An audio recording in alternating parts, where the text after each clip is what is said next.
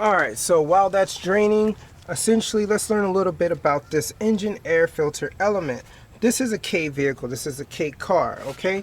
We're essentially under 660 cc's, so this is rated at 658 cc's K6A engine on this Suzuki Jimny. Right now, for normal use, it states that you should change this air filter about 40,000 kilometers, which is 24,854 miles. Let me go ahead and show you what the filter looks like.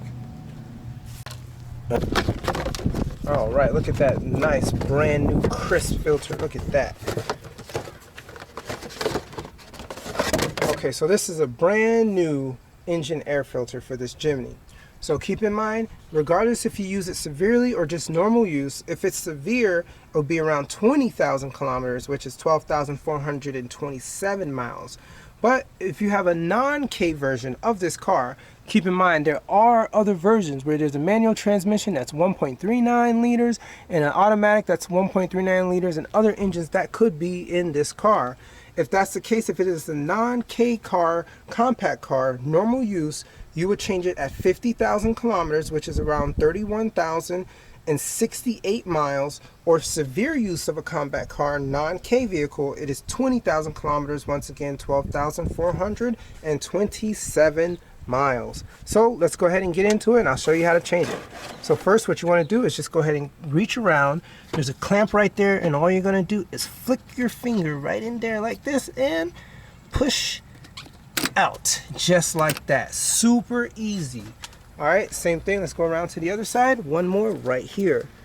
You probably want to get yourself a screwdriver or something, but I have nails under these gloves so I could take it off easily just like this and push just like that. Alright, so look at that. Wow, this bad boy is super dirty. This comes off just like this, so we'll go ahead and push this aside. So this probably has been robbing me of gas mileage.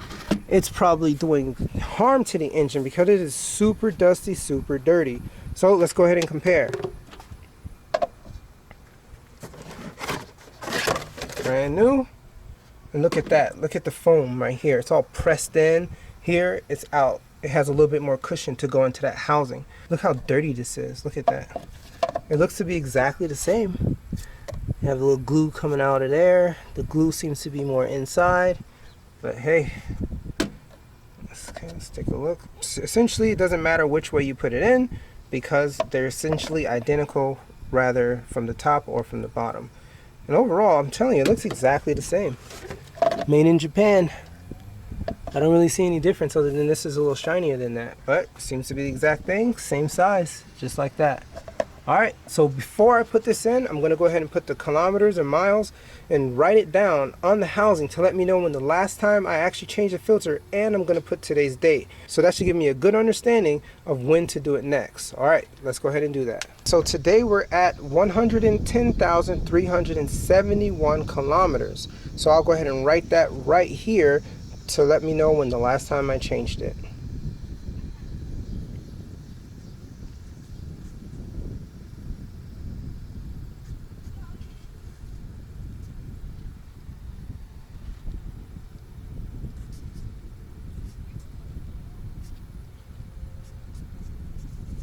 So essentially it's 40,000. So I'm just going to put next.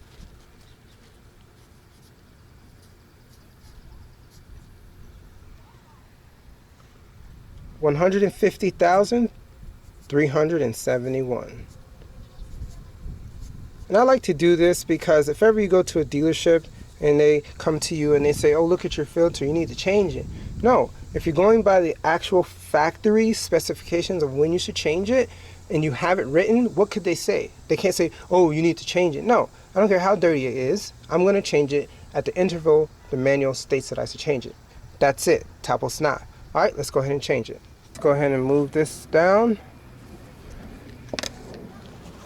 Hopefully I can give you a scene of how it looks inside. There's really nothing in there, just a hole that you'll just put this filter right on top of there. Let's go ahead and clean it of any dust and debris, and there is essentially no dust or debris in there at all. It's pretty clean. Alright, so it seems like that filter has been doing its job. So once again, it can go in either way. Let's go ahead and put that bad boy in just like this. put it right in the middle and just press in. No turning at all needed. And so for this, you're just going to line it up with the arrow. As you can see, there's an arrow right there at the top and right there. So there's a small arrow right here, and that's how you're going to line it up. Super easy.